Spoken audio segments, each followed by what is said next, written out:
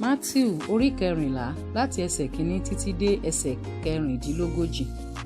Ní àkókò náà ni Hẹ́rọ́dù tẹ́trákì gbọ́ òkìkí Jésù, ó sì wí fún àwọn ọmọ ọ̀dọ̀ rẹ̀ pé Jòhánù Báptísítì ni èyí, ó jíǹde kúrò nínú òkú, nítorí náà ni iṣẹ́ agbára ṣe hàn lára rẹ̀. Hẹ́rọ́dù sá ti mú Jòhánù, ó dè é ó sì fi sínú túbú, nítorí Hẹ́rọ́díà aya Fílípì arákùnrin rẹ̀. Jòhánù sá ti wí fún un pé kò tọ́ fún wọn láti mú un. Nígbà tí ó sì ń fẹ́ pa á, ó bẹ̀rù ìjọ ènìyàn nítorí tí wọ́n kà á sí wòlíì. Ṣùgbọ́n nígbà tí à ń ṣe ìrántí ọjọ́ ìbí Hẹ́rọ́dù, ọmọbìnrin Hẹ́rọ́díà jó láàrin wọn, inú Hẹ́rọ́dù sì dùn. Nítorí náà ni ó ṣe fi ìbúra ṣe ìlérí láti fún un ní ohunkóhun tí ó bá béèrè. Ẹni tí ìyá rẹ̀ ti kọ̀ tẹ́lẹ̀ rí, ó wí pé fún mi ní orí Jòhánù Báptísítì níhìn-ín nínú àwopọ́kọ. Inú ọba sì bàjẹ́, ṣùgbọ́n nítorí ìbúra rẹ̀ àti àwọn tí ó bá jókòó ti oúnjẹ, ó ní kí a fi fún un. Ó sì ránṣẹ́ lọ, ó bẹ́ Jòhánù ní orí nínú túbú, a sì gbé orí rẹ̀ wá nínú àwopọ́kọ, a sì fi fún ọmọbìnrin náà, ó sì gbé e tọ̀ ìyá rẹ̀ lọ. Àwọn ọmọ ẹ̀yìn rẹ̀ sì wá, wọ́n gbé òkú rẹ̀ sin, wọ́n sì lọ, wọ́n sì wí fún Jésù. Nígbà tí Jésù sì gbọ́, ó dìde kúrò níbẹ̀, ó bá ti ọkọ̀ lọ sí ibi ijù, òun nìkan. Nígbà tí àwọn ènìyàn sì gbọ́, wọ́n sì ti ìlú wọn rìn lọ ní ẹsẹ̀. Ṣùgbọ́n Jésù jáde lọ, ó rí ọ̀pọ̀lọpọ̀ ènìyàn, inú rẹ̀ sì yọ́ sí wọn, ó sì ṣe dídá àrùn ara rẹ̀. Nígbà tí ó di àṣálẹ́, àwọn ọmọ ẹ̀yìn rẹ̀ tọ̀ wá wípé, ibi ijù lé èyí, ọjọ́ sì kọjá tán, rán ìjọ ènìyàn lọ, kí wọn kí ó lè lọ sí ìletò lọ ra oúnjẹ fún ara wọn.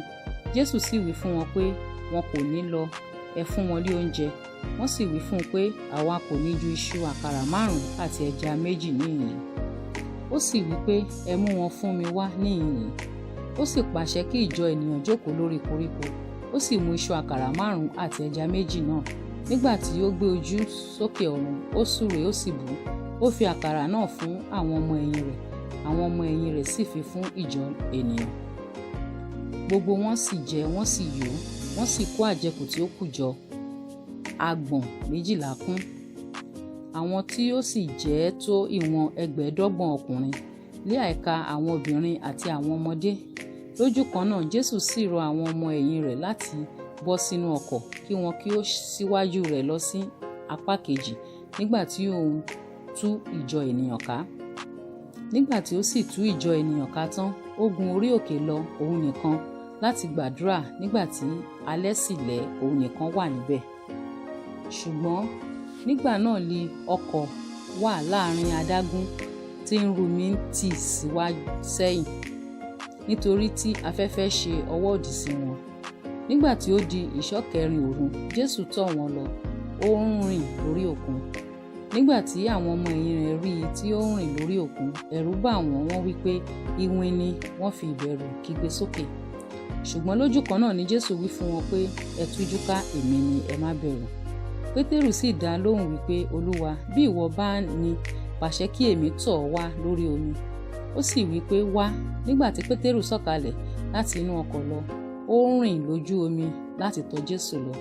Ṣùgbọ́n nígbà tí ó rí tí afẹ́fẹ́ le, ẹ̀rù bà á, ó sì bẹ̀rẹ̀ sí í rì, ó kígbe sókè wípé Olúwa, gbà mí.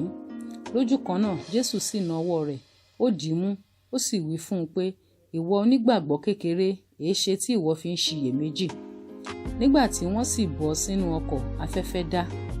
Nígbà náà ni àwọn tí ń bẹ nínú ọkọ̀ wá, wọ́n sì fi orí balẹ̀ fún un wípé lóòótọ́ ọmọ Ọlọ́run ni ìwọ ṣe.